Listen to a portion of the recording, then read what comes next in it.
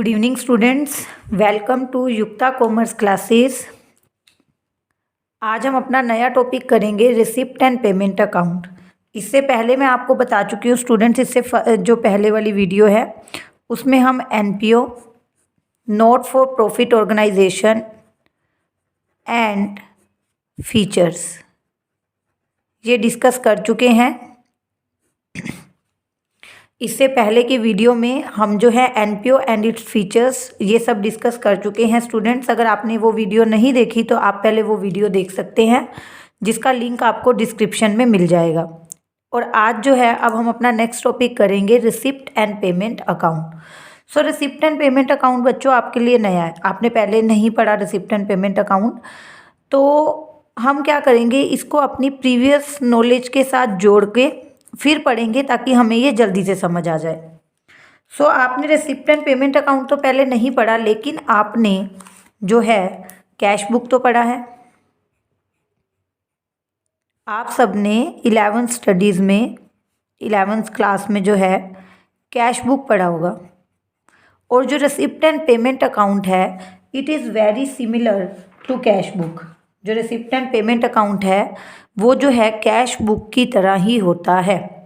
जैसे कि अगर आपको याद हो तो कैश बुक की क्या होती थी, ये टी शेप का एक अकाउंट होता था, इस तरह से एक बुक होती थी ये, जिसकी 2 साइड्स होती थी। ये आपकी कैश बुक हो गई, ठीक है। 2 साइड्स हैं इसकी, ये है आपकी डेबिट साइड और ये है आपकी credit side. Yes, cash book जो है उसकी 2 साइड्स होती थी, एक डेबिट और एक क्रेडिट। उसी तरह से हमारा रिसिप्ट एंड पेमेंट अकाउंट बनता है। इसके अंदर भी जो है इसमें भी 2 साइड्स होंगी, एक होगी रिसिप्ट और एक होगी पेमेंट। सो स्टूडेंट्स, आप डेबिट में क्या दिखाते थे, याद होगा आई होप आप लोगों को। डेबिट में आप दिखाते थे व्हाट कम्स इन। अगर आपके पास कैश इनफ्लो होता था, अगर पैसा आता था तो आप उसको डेबिट में दिखाते थे। उसी तरह क्रेडिट, व्हाट गोज़ आउट, अगर पैसा जाता था तो आप उसको क्रेडिट में दिखाते थे। इट मीन्स कि कैश का जो आउटफ्लो था वो क्रेडिट में आता था। याद आ रहा है आपको। रिसिप्ट एंड पेमेंट अकाउंट की बात हम बाद में करेंगे, इसको छोड़ दो आप, ठीक है। रिसिप्ट एंड पेमेंट अकाउंट नहीं कर रहे, अभी हम कैश बुक की बात कर रहे हैं कि कैश बुक क्या थी। कैश बुक की स्टूडेंट्स 2 साइड होती थी, एक डेबिट एक credit. Debit word comes in, credit word goes out. आपके पास पैसा आता था आप डेबिट में लिख देते थे, और आपके पास पैसा जाता था तो आप क्रेडिट में लिख देते थे।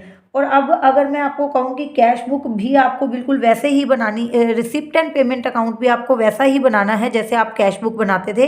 इट मीन्स ये भी एक अकाउंट होगा जिसकी 2 साइड्स होंगी, रिसिप्ट एंड पेमेंट अकाउंट। ये भी ऐसे ही बनेगा, इसकी भी 2 साइड्स होंगी, एक डेबिट एक क्रेडिट। डेबिट में आप यहाँ पे क्या दिखाओगे, रिसिप्ट्स, मीन्स अगर पैसा आएगा तो यहाँ पे, और अगर पैसा जाएगा तो यहाँ पर। उसकी भी 2 साइड थी, डेबिट क्रेडिट, इसकी भी 2 साइड है, रिसिप्ट एंड पेमेंट। पैसा आएगा तो रिसिप्ट में, और जाएगा तो हम उसको कहाँ दिखाएंगे, पेमेंट में दिखा देंगे, ठीक है।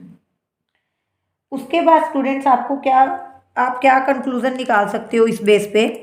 आप कंक्लूज़न निकाल सकते हो कि अगर कोई ट्रांजैक्शन कैश बुक में नहीं होगी तो दैट मीन्स वो रिसिप्ट एंड पेमेंट अकाउंट में भी नहीं आएगी। क्योंकि जो रिसिप्ट एंड पेमेंट अकाउंट है ना, दैट इज़, यहाँ लिख लेते हैं हम, जो रिसिप्ट एंड पेमेंट अकाउंट है, रिसिप्ट एंड पेमेंट अकाउंट,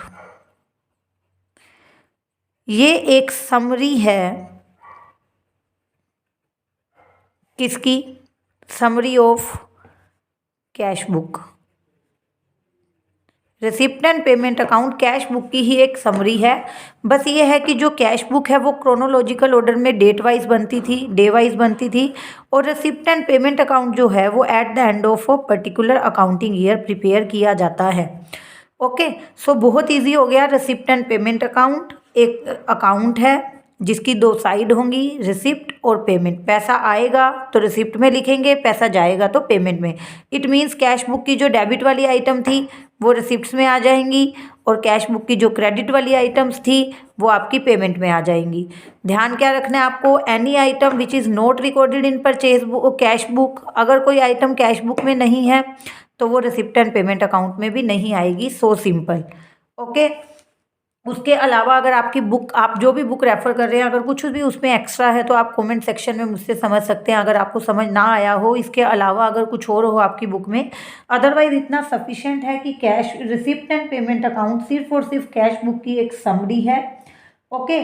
और जो ट्रेडिंग कंसर्न्स बनाती थी वो उसको कैश बुक बोल देती थी, और जो नॉन ट्रेडिंग कंसर्न्स बनाती हैं, जो एनपीओस बनाती हैं, वो उसको बोलती हैं receipt and payment account. Receipt and payment account students at the end of year prepare किया जाता है, और जितनी भी रिसिप्ट एंड पेमेंट जो कैश बुक में होंगी वो रिसिप्ट एंड पेमेंट अकाउंट में भी आएंगी। Any item which is not in cash book will not be entered in receipt and payment account also. That is mere a summary.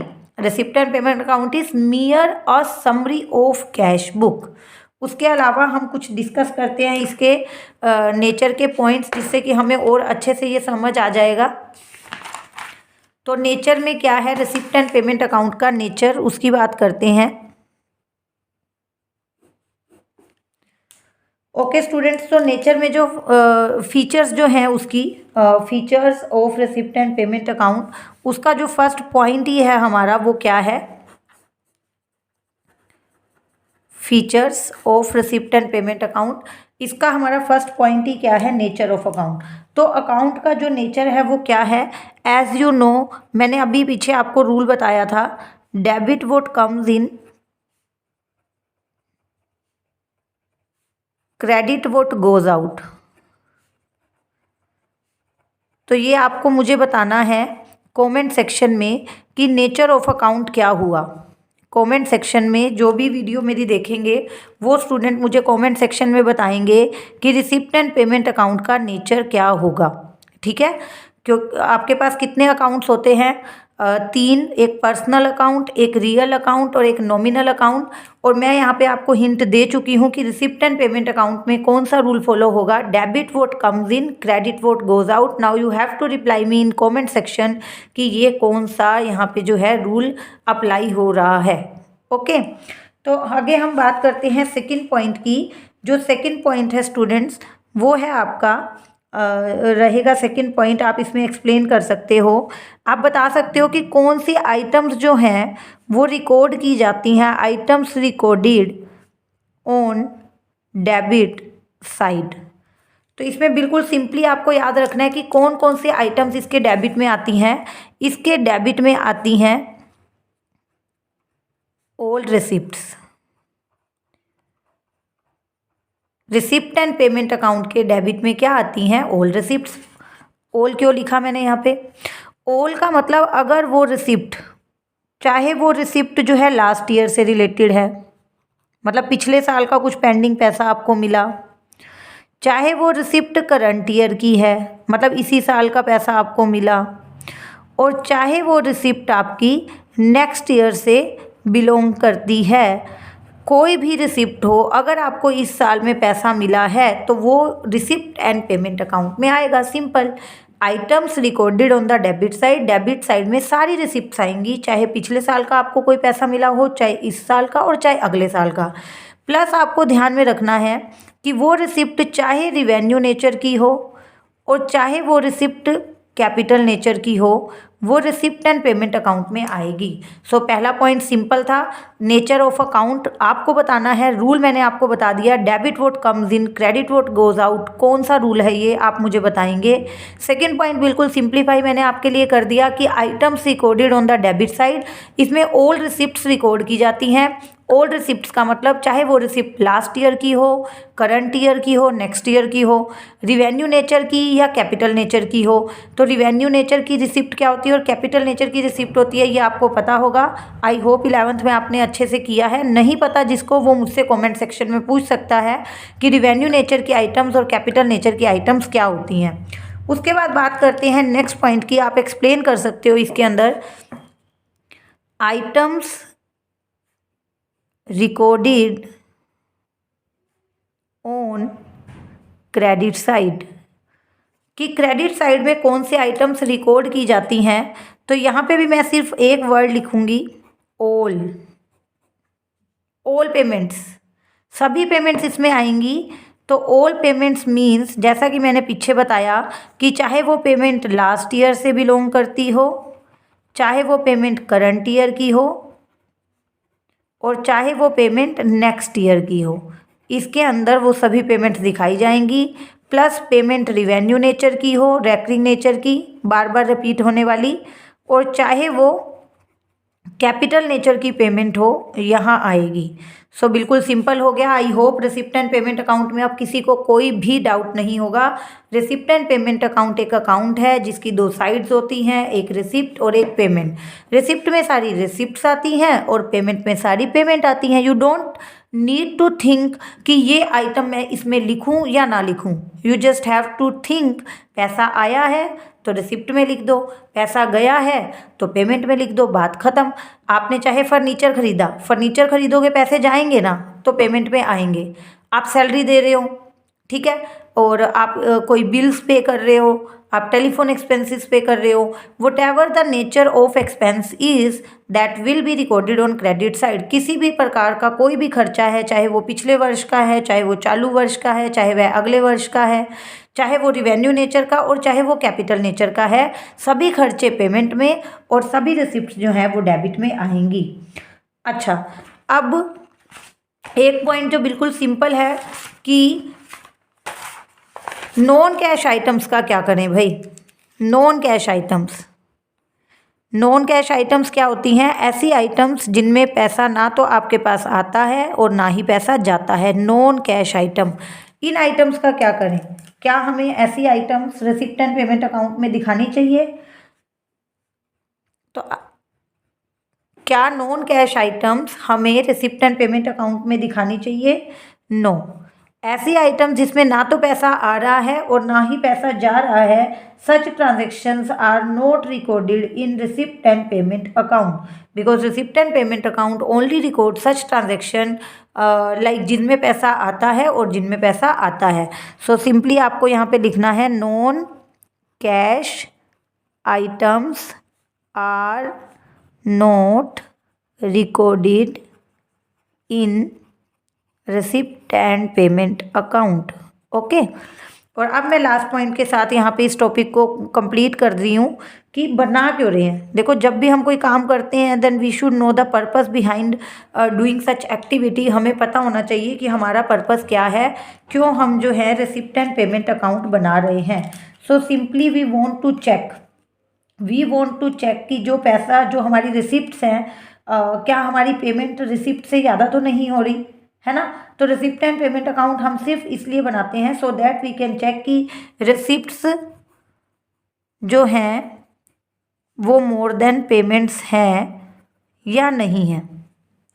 Okay, और इससे आपको ये भी पता चल जाएगा कि सारे खर्चे वर्चे करने के बाद at the end of the year actually में आपके पास अब कितने पैसे बच रहे हैं। ठीक है, और एक और इम्पोर्टेंट मैं बता दूं आपको, आप रिसिप्ट एंड पेमेंट अकाउंट इसलिए तो बनाते हो so that you can check कि how much receipts are more in comparison to payment. Plus इसके जो प्रैक्टिकल क्वेश्चन का पैटर्न रहता है वो ऐसे रहता है स्टूडेंट्स की रिसिप्ट एंड पेमेंट अकाउंट आपको गिवन होगा and on such basis you have to prepare income and expenditure account and balance sheet. ये फर्दर हम नेक्स्ट अपनी क्लास में डिस्कस करेंगे कि इनकम एंड एक्सपेंडिचर अकाउंट क्या होता है और बैलेंस शीट क्या होती है।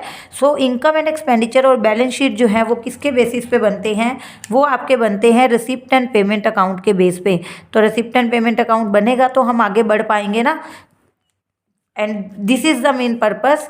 रिसिप्ट एंड पेमेंट अकाउंट हम क्यों बनाते हैं? So that we can check कि रिसिप्ट पेमेंट से कितनी ज़्यादा है, और आगे हमें इनकम एंड एक्सपेंडिचर अकाउंट भी बनाना है, हमें बैलेंस शीट भी बनानी है, और वो रिसिप्ट एंड पेमेंट अकाउंट के बिना नहीं बन सकती। तो इसलिए हमें रिसिप्ट एंड पेमेंट अकाउंट बनाना पड़ता है। जल्दी से एक बार रिवाइज कर लेते हैं जो भी पॉइंट्स आज हमने पढ़े हैं। सो स्टूडेंट्स, आज मैंने आपको जो है बताया है रिसिप्ट एंड पेमेंट अकाउंट के बारे में। रिसिप्ट एंड पेमेंट अकाउंट के बारे में क्या बताया मैंने आपको कि that is just a summary of cash book. ये जो है कैश बुक की एक समरी है। जैसे कैश बुक की दो साइड्स होती थी, एक डेबिट और क्रेडिट, उसी तरह रिसिप्ट एंड पेमेंट अकाउंट की भी दो साइड्स होती हैं, रिसिप्ट एंड पेमेंट। जो कैश बुक के डेबिट में होगा वो रिसिप्ट एंड पेमेंट के रिसिप्ट्स में होगा। जो कैश बुक के क्रेडिट में होगा वो रिसिप्ट एंड पेमेंट के पेमेंट साइड पे होगा। ये दो क्रॉस क्यों लगाए हैं मैंने? इसलिए ये इंडिकेट कर रहे हैं कि कोई आइटम कैश बुक में नहीं है तो वो item receipt and payment account में भी नहीं होगी। उसके बाद हमने डिस्कस किए इसके कुछ फीचर्स। इससे आप अपने नोट्स भी बना सकते हैं स्टूडेंट, साथ साथ स्क्रीनशॉट लेके साथ साथ अपनी नोटबुक में इसको लिखकर आप नोट्स बना सकते हैं जो आपको पेपर में हेल्प देंगे। फीचर्स में पहला है नेचर। नेचर है debit what comes in, credit what goes out. Wait करूंगी मैं आपके कमेंट्स का कि ये जो है किस अकाउंट का जो है, किस अकाउंट का ये रूल है वो आपको मुझे बताना है। Items recorded on the debit side, इसमें सारी डेबिट में रिसिप्ट्स आएंगी। वो रिसिप्ट्स चाहे लास्ट ईयर की हों, करंट ईयर की हों, नेक्स्ट ईयर की हों, रिवेन्यू नेचर की हो, कैपिटल नेचर की हो। सोचना ही नहीं, बस रिसिप्ट है, पैसा आया है, लिख दो। Item recorded on the credit side, जितनी भी पेमेंट्स हैं लाइक लास्ट ईयर की, करंट ईयर की, नेक्स्ट ईयर की, रिवेन्यू नेचर की या कैपिटल नेचर की सारी रिसिप्ट्स इसके अंदर आती हैं। फिर हमने बात की नॉन कैश आइटम, इसमें नहीं आती। नॉन कैश आइटम्स क्या होती हैं? जिसमें ना पैसा आता है और ना ही पैसा जाता है। ठीक है। पर्पस क्यों बनाते हैं हम? सो दैट हम चेक कर पाएँ कि क्या रिसिप्ट पेमेंट से ज़्यादा है या नहीं। और रिसिप्ट एंड पेमेंट अकाउंट बनेगा, उसके बाद उसके बेसिस पे इनकम एंड एक्सपेंडिचर अकाउंट बनेगा, बैलेंस शीट बनेगी और तभी हम आगे बढ़ के अपना काम पूरा कर पाएंगे। That's enough for today. I hope student आपने इन्जॉय किया, आपको समझ आया। और जो बेसिक मेरा जो पर्पस है वीडियो बनाने का, उसमें ये है कि ये जो नोट्स हैं इनके स्क्रीनशॉट लेके आप खुद के नोट्स प्रिपेयर कर सकते हैं, कुछ मैटर और अपना इंक्लूड कर सकते हैं एग्ज़ाम के लिए। तो इससे क्या है, आपका रिटन भी स्ट्रॉन्ग हो जाएगा, लर्निंग आपकी हो ही रही है। ठीक है। कोई भी डाउट हो आप कमेंट सेक्शन में आके मुझसे पूछिए। Thank you so much.